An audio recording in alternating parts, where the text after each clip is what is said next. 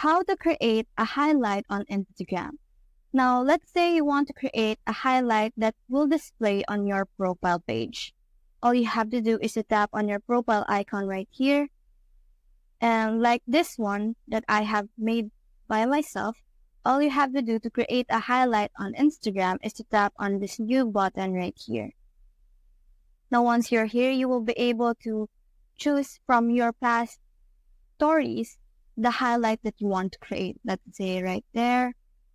Now, the next thing to do is to tap on next, and you will be able to name your highlight whatever you want it to be. Let's say my highlight right here. You can also edit the cover of this highlight right here by tapping on this one. You can relocate this, or you can choose other photo from your gallery. Let's see right there.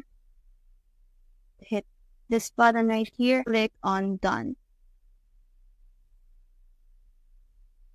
Now, if you go back to your profile page and refresh that, you will be able to see the highlights that you have made on your Instagram.